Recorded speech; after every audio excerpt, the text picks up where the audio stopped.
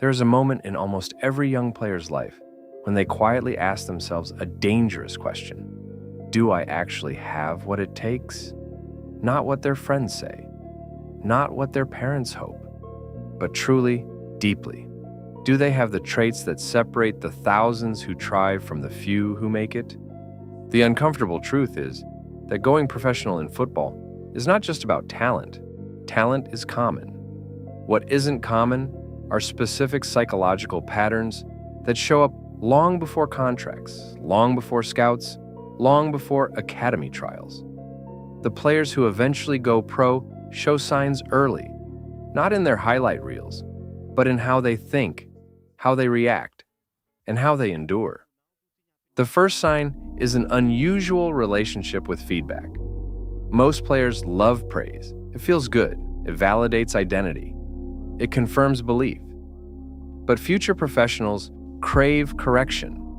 They don't enjoy being told they made a mistake, but they actively seek it.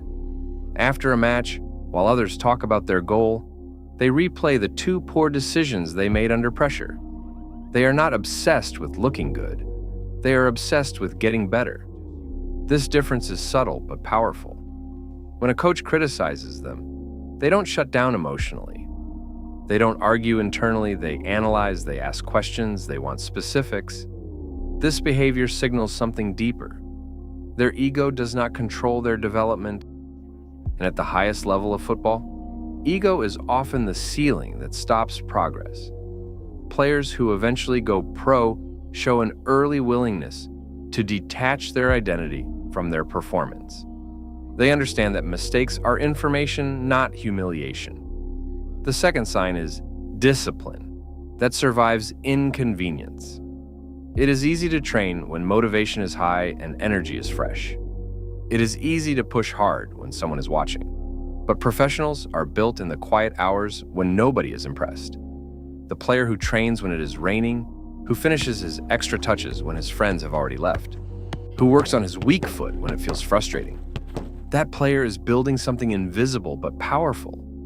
What separates future professionals is not extreme intensity. It is relentless consistency.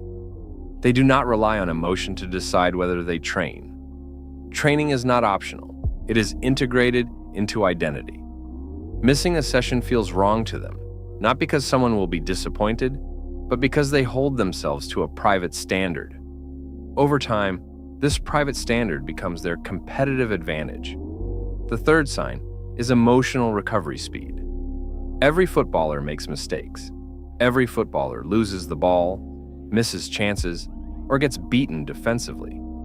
The difference is not in avoiding errors. It is in how quickly a player resets after them. Many talented players spiral after a mistake. Their body language changes. Their touches become hesitant. Their decisions become rushed. Future professionals process the mistake in seconds. They register it, adjust, and move forward. There is no dramatic reaction, no visible collapse. This ability is not natural for most. It is trained through exposure and self-control. Emotional stability under pressure is one of the clearest early indicators of high potential. Coaches notice it immediately. Teammates feel it.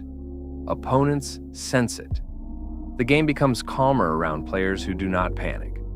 The fourth sign is obsession without noise. Some players love football loudly. They post about it, talk about it constantly, and build their identity publicly around it. But future professionals often have a quieter obsession. They analyze matches differently. They rewatch games not just for goals, but for positioning, timing, and movement off the ball. They think about decisions they made earlier in the day. They imagine alternative outcomes. They are not consuming football as entertainment. They are studying it as a system. This mental engagement creates depth. It accelerates understanding. While others rely on athleticism, they build intelligence. Over time, intelligence compounds. The game slows down for them because they have already processed similar situations mentally dozens of times before. The fifth sign is comfort with discomfort. Growth in football is uncomfortable. Playing against stronger opponents exposes weaknesses. Training your weak foot makes you look awkward temporarily. Taking risks in matches means you might fail publicly. Many players avoid these situations unconsciously.